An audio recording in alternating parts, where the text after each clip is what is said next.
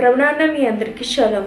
ప్రియ సహోదరి సోదర, పరిశుద్ధ గ్రంథంలో మనం చూస్తున్నట్లయితే యోహాను సువార్త 21వ అధ్యాయము 1 నుండి 14 వచనములు మనం చదివినట్లయితే, అటు తర్వాత యేసు తిబెరియా సముద్ర తీరమున శిష్యులకు మరలా తన్ను ప్రత్యక్షపరచుకొనెను. ఆయన తన్ను ప్రత్యక్షపరచుకొనిన విధమేదనగా, సీమోను పేతురును, దిదుము అనబడిన తోమాయు, గలిలయలోని కానా అను ఊరి వాడగు నతానియేలును, జెబెదయి కుమారులను ఆయన శిష్యులలో మరి ఇద్దరును కూడియుండిరి. సీమోను పేతురు, నేను చేపలు పట్టబోదునని వారితో అనగా, వారు మేమును నీతో కూడా వచ్చేదమనిరి. వారు వెళ్ళి దోణ ఎక్కిరి గాని ఆ రాత్రి ఏమీ పట్టలేదు. సూర్యోదయం అగుచుండగా యేసు ధరణి నిలిచెను. అయితే ఆయన యేసు అని శిష్యులు గుర్తుపట్టలేదు. యేసు, పిల్లలారా, భోజనమునకు మీ వద్ద ఏమైనా ఉన్నదా అని వారిని అడుగగా, లేదని వారు ఆయనతో చెప్పిరి. అప్పుడు ఆయన, దోణె కుడిపక్కన వలవేయుడి, మీకు దొరుకునని చెప్పెను. గనుక వారు అలాగు చేయగా చేపలు విస్తారముగా పడినందున వల లాగలేకపోయిరి. కాబట్టి యేసు ప్రేమించిన శిష్యుడు ఆయన ప్రభువు సుమి అని పేతురుతో చెప్పెను. ఆయన ప్రభువు అని సీమోను పేతురు విని వస్త్రహీనుడైనందున పైబట్ట వేసి సముద్రంలో దుమికెను. ఇంచుమించు 200 మూరల దూరం ఉన్నందున తక్కిన శిష్యులు చేపలు గల వల లాగుచు ఆ చిన్న దోణిలో వచ్చిరి. వారు దిగి దరికి రాగానే అక్కడ నిప్పులును, వాటి మీద ఉంచబడిన చేపలను, రొట్టెయు కనబడెను. యేసు, మీరిప్పుడు పట్టిన చేపలలో కొన్ని తీసుకొని రండని వారితో చెప్పగా, సీమోను పేతురు దోణి ఎక్కి వలను దరికి లాగెను.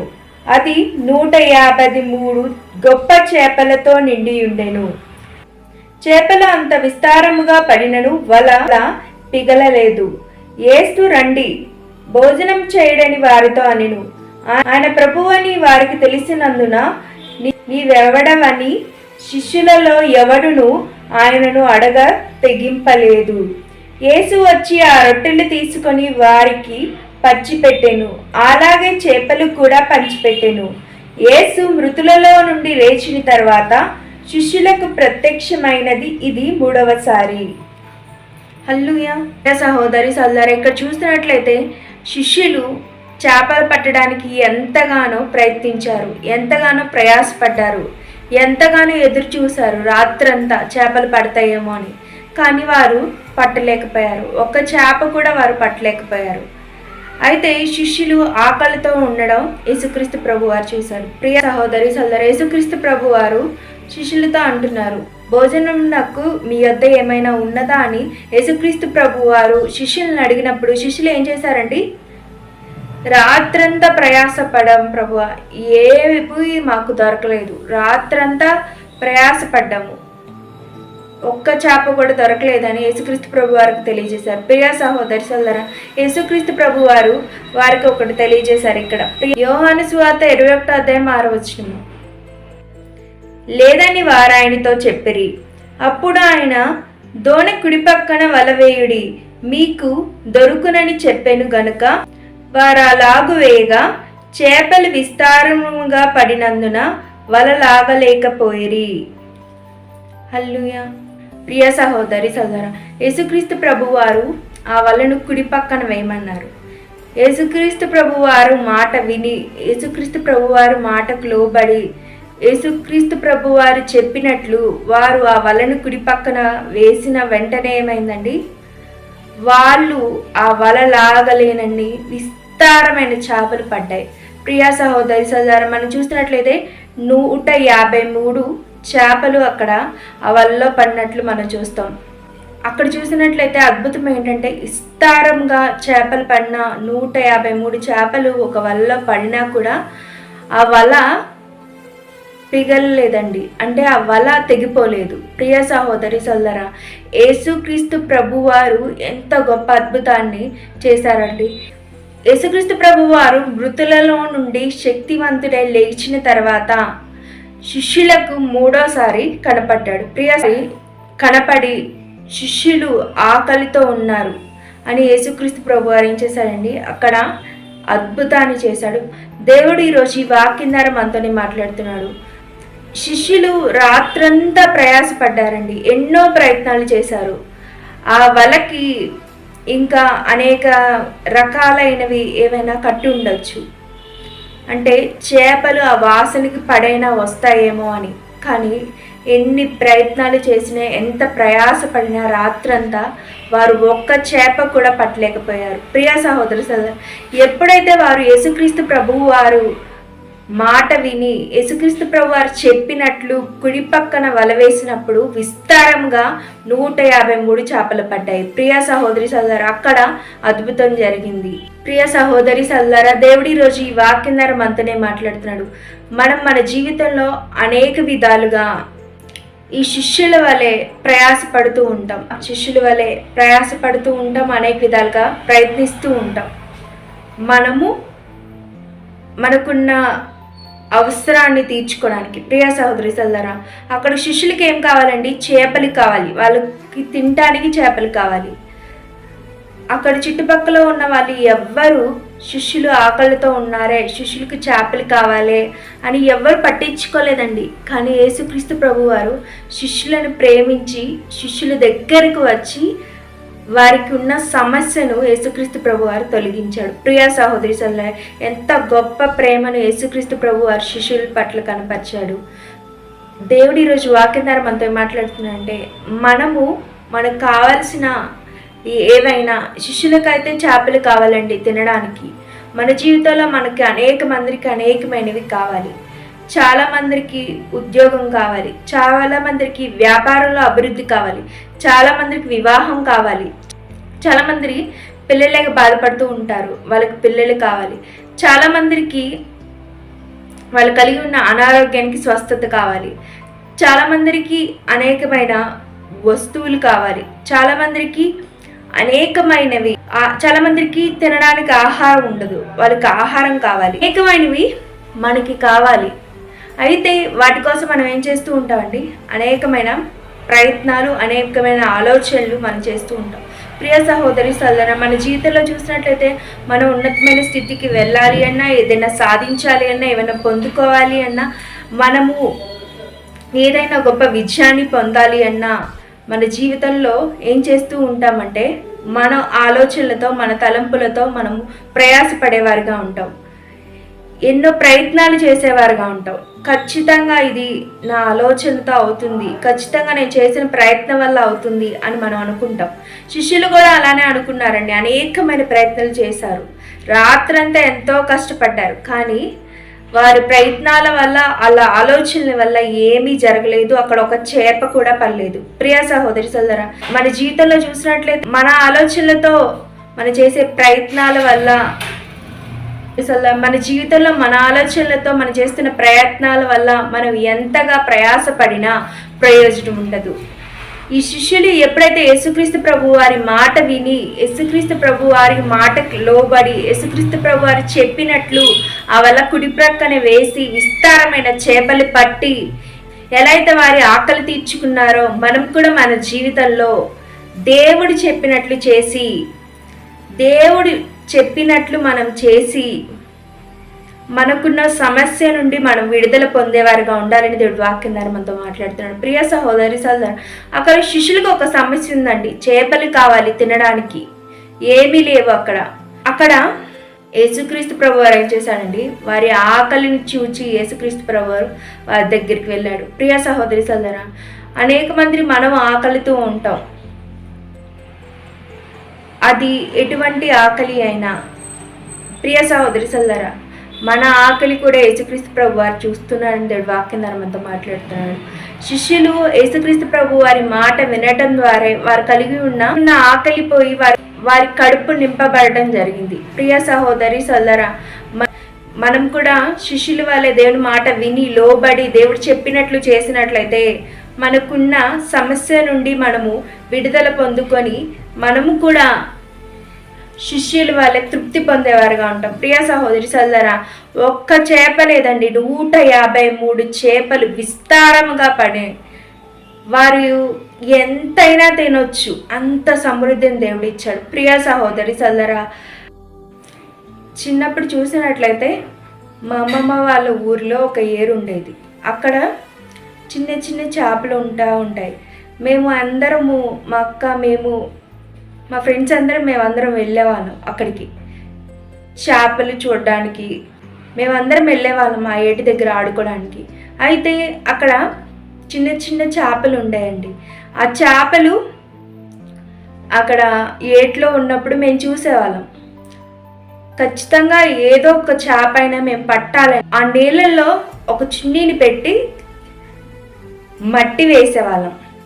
నీళ్ళల్లో చున్నీని పెట్టి ఆ చున్నీకి 4 వైపులా మట్టి వేసి అక్కడ పచ్చ కలర్లో అక్కడ ఒకటి ఉంటుంది కదండి, నీళ్ళల్లో పచ్చ కలర్లో అక్కడ సొనలాగా ఒకటి ఉంటుంది. ఆ నీళ్ళలో ఉన్న ఆ పచ్చ కలర్ సొనను తీసుకొచ్చి ఆ చున్నీ మీద వేసి దాని మీద రాళ్ళు ఇసుక వేసి అలా వదిలేసేవాళ్ళం అండి. అలా వదిలేసి సేమ్ అదిలా వదిలేస్తే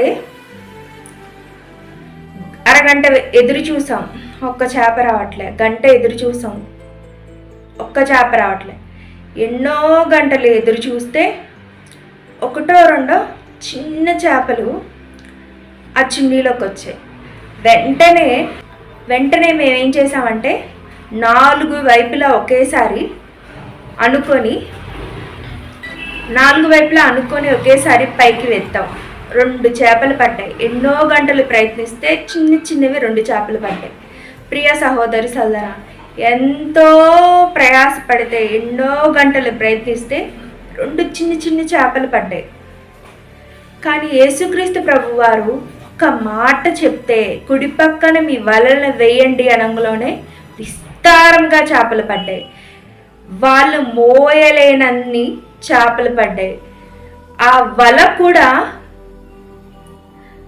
లేదండి, ఆ వల కూడా విరిగిపోలేదండి.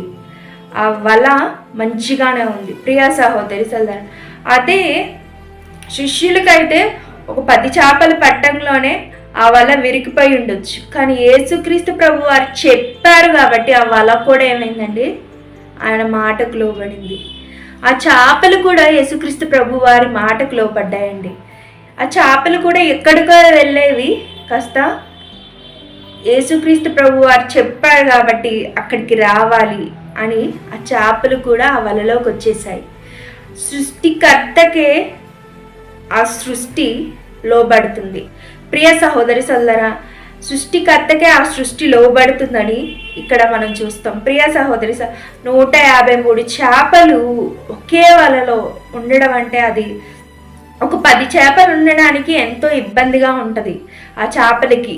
కానీ 153 చేపలు ఆ వలలోకి రావడం అనేది అది ఆ చేపలు దేవుని మాటకు లోబడ్డాయండి. ప్రియ సహోదరి సోదరా, సృష్టి కూడా దేవుని మాటకు లోబడి ఉందని ఇక్కడ మనం చూస్తాం. ప్రియ సహోదరి సోదరా, కానీ మనుషులుగా మనమైతే దేవుని మాటకు లోబడేవారుగా ఉండట్లేదు.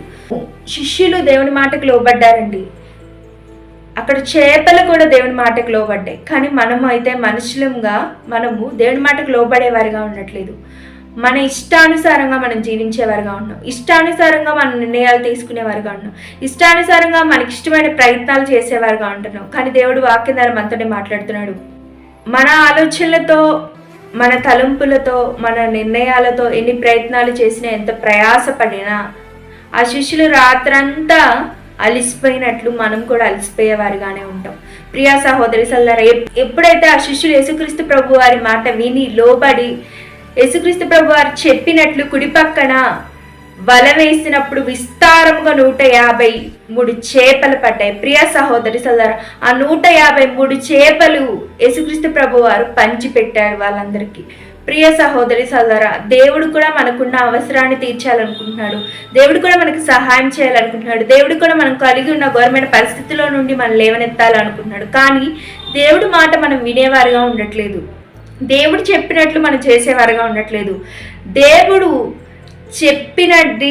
చెప్పినట్లు చేసేవారుగా ఉండట్లేదని దేవుడు వాక్యం ద్వారా మనతో మాట్లాడుతున్నాడు. ప్రియ సహోదరి సోదరా, అందుకనే మనకున్న అవసరాన్ని మనము దేవుని సహాయంతో తీర్చుకోలేకపోతున్నాం. ప్రియ సహోదరి సోదరా, ఈరోజు దేవుడి వాక్యం ద్వారా మనతో మాట్లాడుతున్నాం. మనం కూడా దేవుడి మాటకు లోబడి దేవుడు చెప్పినట్లు మనం చేసినట్లయితే మనం కూడా ఆయన ఇచ్చే సహాయాన్ని ఉన్నతంగా పొందుకోగలమని దేవుడి వాక్యం ద్వారా మనతో మాట్లాడుతున్నాడు. ప్రియ సహోదరి సోదరా, ఆ చుట్టుపక్కల ఆ శిష్యుని చూసినట్లయితే వీళ్ళు ఎంతో ప్రయాసపడుతున్నారు కదా, వీరికి సహాయం చేయాలి అన్న ఆలోచన కూడా వారికి రాలేదు. ఒకవేళ వారి సహాయం చేసినట్లయితే వాళ్ళు ఒక 4-5 చేపలు ఇచ్చి ఉండేవాళ్ళేమో, ఒక 7 చేపలు ఇచ్చి ఉండేవాళ్ళేమో. కానీ విస్తారమైన చేపలు పడేలాగా విస్తారమైన సహాయాన్ని ఆ దేవుడు మాత్రమే ఆ శిష్యులకు చేసినట్లు మన జీవితంలో కూడా మనకి చేయగలడు. ప్రియ సహోదరి సోదరా, ఆయన సహాయం కోసం ఎదురు చూసేవారుగా మనం ఉండాలి. ఆయన సహాయాన్ని పొందుకునేవారుగా మనం ఉండాలి. ఆయన సహాయాన్ని పొందుకోవడానికి మనం ప్రయత్నించేవారుగా ఉండాలి. ఆయన సహాయం కోసం ఎదురు చూసేవారుగా మనం ఉండాలి. ఆయన సహాయం ద్వారానే మనకున్న సమస్యల నుండి మనం విడుదల పొందేవారుగా ఉండాలి. ఆయన సహాయం ద్వారానే మనము విజయాన్ని పొందగలం. ఆయన సహాయం ద్వారానే మనము ఈ లోకంలో దేనినైనా మనం జయించగలం. ఆ సహాయం ద్వారానే మనము మనకున్న అవసరాలను మనము తీర్చుకోగలం. ప్రియ సహోదరి సోదరా, ఈ క్షణం నుండి దేవుడు ఈరోజు వాక్యం ద్వారా మనతోనే మాట్లాడుతున్నాడు. మనము దేవుని మాట విని దేవుడు చెప్పినట్లు చేసినట్లయితేనే మనము ఆయన సహాయాన్ని పొందుకొని, ఈ శిష్యులైతే విస్తారమైన చేపలు పొందుకొని వారి ఆకలిని తీర్చుకొని ఎట్లయితే సంతృప్తి పొందారో, సంతోషంగా ఉన్నారో, మనం కూడా దేవుడి మాట విని ఆయన ఇచ్చే సహాయాన్ని పొందుకొని మనం కూడా శిష్యుల వలె సంతృప్తిని, సంతోషాన్ని పొందుకునే వారిగా ఉండాలని దేవుడు వాక్యం ద్వారా మనతో మాట్లాడుతున్నాడు. ప్రియ సహోదరి సోదరా, ప్రార్థనతో ఈ ఉపదేశాన్ని మనం ముగించుకుందాం. పరిశుద్ధులైన తండ్రి, వందనాలు, కృతజ్ఞతాస్తుతులు తండ్రి నాయన. ఈరోజు వాక్యం ద్వారా నువ్వు మాతో మాట్లాడినందుకు కృతజ్ఞతాస్తుతులు తండ్రి నాయన. అయ్యా, నువ్వు మాతో మాట్లాడవు తండ్రి. అయ్యా, మేము కూడా నాయన తండ్రి అయ్యా మా జీవితంలో మా ఆలోచనలతో నాయన తండ్రి అయ్యా మా తలంపులతో ఎంతగానో ప్రయత్నాలు చేసి ప్రయాసపడి అలసిపోయాం తండ్రి. అయ్యా, మేము కూడా నీవు చెప్పినట్లు నాయన తండ్రి అయ్యా చేసి నైనా అయ్యా శిష్యులైతే ఎలా అయితే విస్తారమైన చేపలు పొందుకొని నాయనా అయ్యా నీ సహాయం వల్ల నాయన తండ్రి అయ్యా సంతోషాన్ని సంతృప్తిని పొందారు నాయన. మేము కూడా నాయన తండ్రి అయ్యా సంతోషాన్ని సంతృప్తిని నాయన అయ్యా నువ్వు ఇచ్చే సహాయం ద్వారా నైనా పొందుకునే కృపను ఇచ్చేయండి తండ్రి. అయ్యా నైనా ఈ వాక్యం విన్న ప్రతి బిడ్డని జ్ఞాపకం చేసుకోండి తండ్రి. ఎవరైతే నైనా వేటి కోసం అయితే నైనా నీ సహాయం కోసం ఎదురు చూస్తున్నారో నైనా వారికి నైనా తండ్రి అయ్యా నీ వాక్యం ద్వారా జవాబును అనుగ్రహించి నైనా వారు కూడా నైనా నీవు ఇచ్చే సహాయాన్ని పొందుకొని నైనా సంతృప్తిని నైనా సంతోషాన్ని నైనా అయ్యా పొందుకునే కృపను ఇచ్చేయమని ప్రార్థిస్తున్నాను తండ్రి. సమస్తం తండ్రి దేవా నీ చిత్త ప్రకారం నీ శ్రేష్ట ప్రకారం పరిశుద్ధాత్మ దేవుని సహాయంతో నైనా అయ్యా మా జీవితంలో జరిగించి నడిపించి బలపరచమని నీవు ఎల్లప్పుడూ తోడుగా ఉండి మాకు సహాయం చేయమని యేసునామములో ఇచ్చిన బంగారు పాదాలకి నేను తండ్రి అయ్యా ఈ కృప ద్వారా సమర్పిస్తూ అడిగి వేడుకొని పొంది ఉన్నాం తండ్రి. ఆమేన్. ప్రభునామమున మీ అందరికీ షలోం.